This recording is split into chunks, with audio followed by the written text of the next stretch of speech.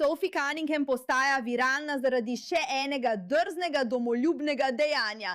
In ker ta ženska se sama zoperstavlja športnemu svetu in poskuša braniti pravice žensk v športni areni, zdaj vidi, da se z njenim mnenjem in pogledom strinja 73% Američanov, da moškim ne bi smeli dovoliti nastopanja v ženskih športih. Pika, konec.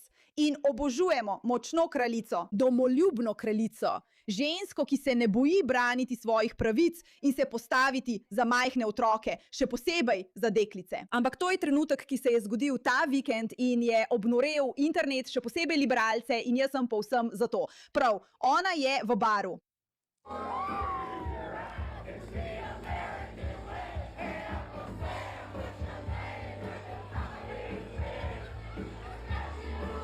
Hot. Za tiste, ki ne veste, ona je sinoči pela v country baru pesem Tobija Keata Courtesy of the Red, White and Blue, ki je pesem o domoljubju na povsem novi ravni. Ameriška dekleta in ameriški fantje bodo vedno ustali in salutirali. Vedno bomo prepoznali, ko vidimo ameriško zastavo plapolati. Veliko moških je umrlo, da lahko po noči mirno spimo, ko položimo glavo na blazino. Tukaj govori o tem, kaj pomeni biti Američan in kako ponosen si na to. Toliko moških je tam zunaj žrtvovalo svoje življenja, da lahko ljudje živijo v miru, so Američani in podpiramo zastavo. In to je točno tista retorika, ki jo levičarji popolnoma sovražijo. Ker ko nekdo ve, kaj želi zaščititi, kaj želi braniti, zakaj stoji in v kaj verjame, jih ne moreš resnično premagati z norimi, kaotičnimi idejami, kot so transspolne pravice v športu. Mislim, to je nekako očitno. Torej, to je tista vrsta zelo domoljubne pesmi, ki spravi levičarje popolnoma ob pamet. Hej, stric Sam je tvoje ime dal na vrh svojega seznama in kip svobode začne mahati s pestjo, orel bo poletel človek, to bo pekel. In ko slišiš, kako mati svoboda začne zvoniti zvoncem, se zdi, kot da se celotna država zliva nate. Prinesla sem ti to po zaslugi rdeče, bele in modre. Pravica bo zadoščena in bitka bo divjala. Veliki pes se bo boril, ko boš stresel njegovo kletko, in žal ti bo, da si se zapletel za ZDA, ker ti bomo brcnili v rit. Tako je, po ameriško. Spet pesem o ameriškem domoljubju, nekaj, kar bi nekateri moški na ves glas zapeli v baru, ampak da imaš igralko WNBA, ki je v središču polemik, kot je Sophie Cunningham, ki to poje na ves glas, dobesedno na ves glas, mislim, resnično ne vejo, kaj naj z njo naredijo. Poglej to. To je video iz prve osebe. Greš na tekmo Fever in nekako pristaneš v istem baru kot Sophie Cunningham.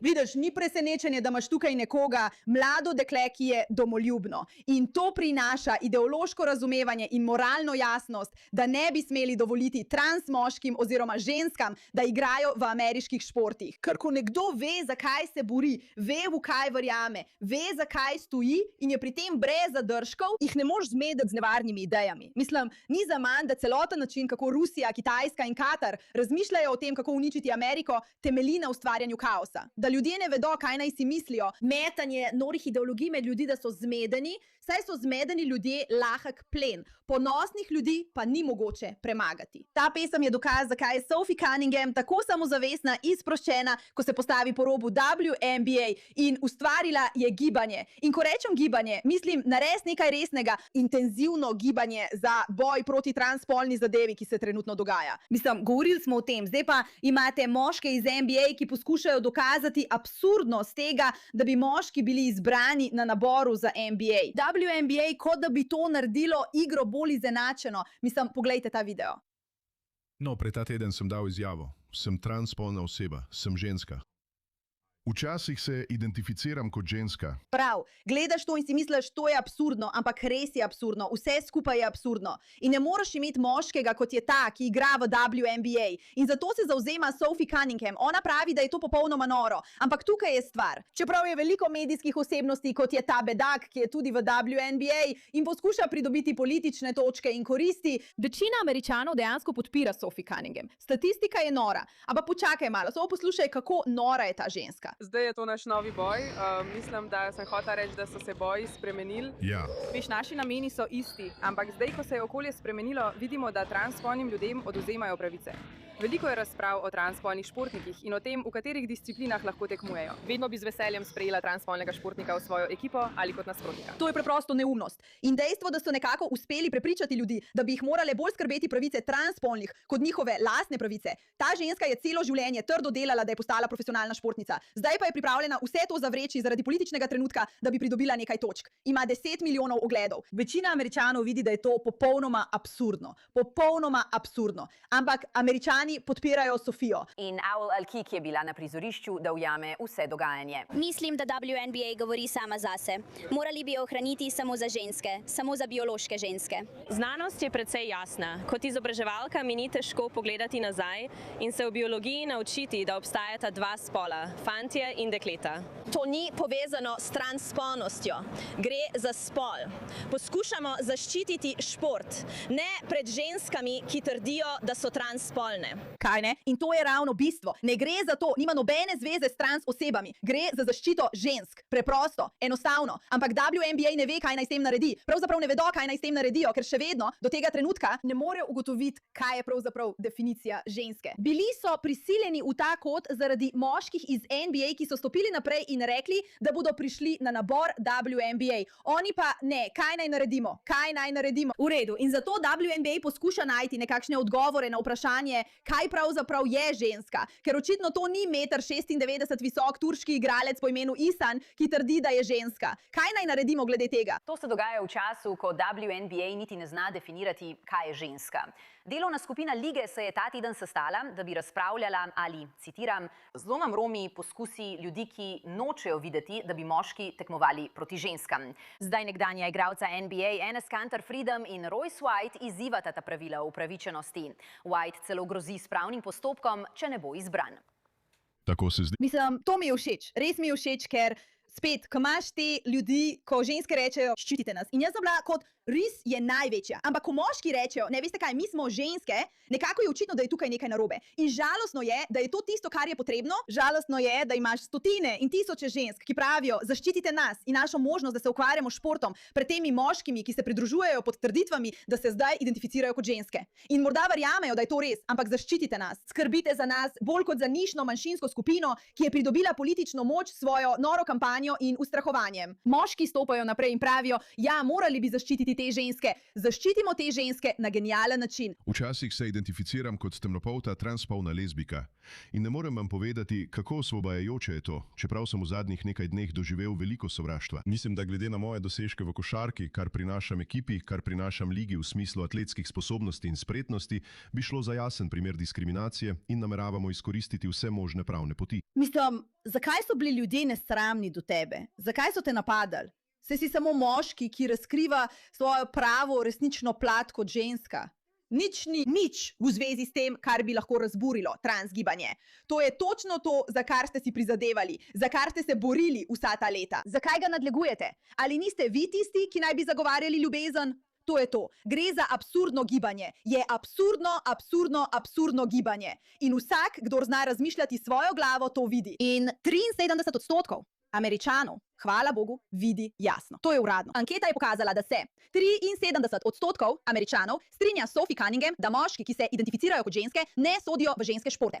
WNBA ni uspela definirati, kaj pomeni biti ženska in je na napačni strani zgodovine. Ligo vodijo lokalni liberalci. Morali bi prepoznati opozorila in povedati Ameriki, kaj pomeni biti ženska. Nehajte se igrati z ženskimi športi. Ta srečanja so zajemala širok spekter tem, vključno z nenehnimi razpravami o transspolnih športnikih in nadaljevanjem sovraštva ter žolčnih komentarjev usmerjenih proti igralkam na spletu. Trenutno ni nobenih neposrednih vprašanj glede upravičenosti, ki bi vplivala na WNBA. Da, obstajajo. In odločno obsojamo zlonamerne poskuse, da bi te teme uporabili za poniževanje ali marginalizacijo drugih. Z drugimi besedami, nimamo pojma, kako to rešiti. Ja, pravijo, da trenutno nimajo nobenih zadev, s katerimi bi se morali ukvarjati. Tam ali kjerko. Enes Kanter in Royce White sta razglasila svojo upravičenost. Prebral sem 409 stransko poravnavo, ki je v bistvu nekakšna ustava. In piše, da moraš biti, citiram, ženska, da si upravičen. Ampak nikjer v vseh teh 409 straneh ni definirano, kaj je ženska. Mislim, to je res noro, ka ne? Ženska nacionalna košarkarska zveza na sredinem sestanku ni mogla določiti, kaj je ženska.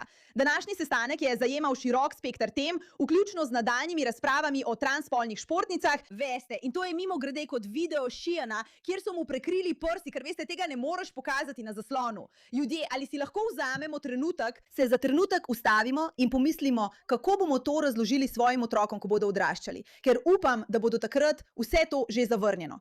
Ampak dejansko bomo morali imeti ta pogovor. Rekli jim bomo, bila je ena ženska. Ime je bilo Sophie Cunningham. Bila je visoka, bila je svetlolasa, bila je močna. Bila je domoljubna, bila je pogumna in igrala je fantovsko košarko. In potem so ji rekli, da so moški, ki želijo pretvarjati, da so ženske in da želijo tekmovati z njo. In rekla je, mislim, da je to slabo, ker je to zame nevarno. In ves svet jo je zaradi tega sovražil do te mere, da so moški visoki skoraj 2 metra, morali pretvarjati, da želijo biti ženske, da bi jo poskušali braniti pred vsem tem razburjenjem. In organizacija, za katero je igrala, ni mogla ugotoviti, kaj je definicija ženske. In torej, kaj potem? Si lahko predstavljate, da bi to poskušali razložiti svojim otrokom brez vse te drame, ki jo poznamo, in bi nas gledali, kot da smo popolnoma nori? Ker zvenimo popolnoma noro, saj je cela ta zgodba popolnoma nora. Prišel bo dan, ko se bo celotno gibanje trans umaknilo na stranski tir in bomo pogledali nazaj ter se vprašali, kako za vraga je družba postala tako zmedena. In odgovor na to je seveda tuđi subjekti, ki želijo, da so Američani zmedeni. To, da vedno več ljudi lahko vidi norost tega. In takšna medijski trik je briljantna in je točno to, kar je potrebno. In spet, stvar, ki Sophie Cunningham omogoča, da vztraja in se postavi zase, kljub temu, da zaradi tega na igrišču trpi posledice, kjer je fizično napadena in zlorabljena in tako naprej in tako naprej in tako naprej, je to, ker ve, v kaj verjame. Ve, zakaj se zavzema. Je domoljubna. Povezana je svojo državo z žrtvijo, ki jo je njena država dala, z veličino svoje države in s tem, kaj pomeni biti ženska in braniti ženske. In vse te stvari se združijo in jo naredijo za nekoga, ki je sposoben vstati in se boriti za tisto, kar je resnično prav. In jaz osebno to naravnost obožujem. Hvala za vašo pozornost glede te zadeve.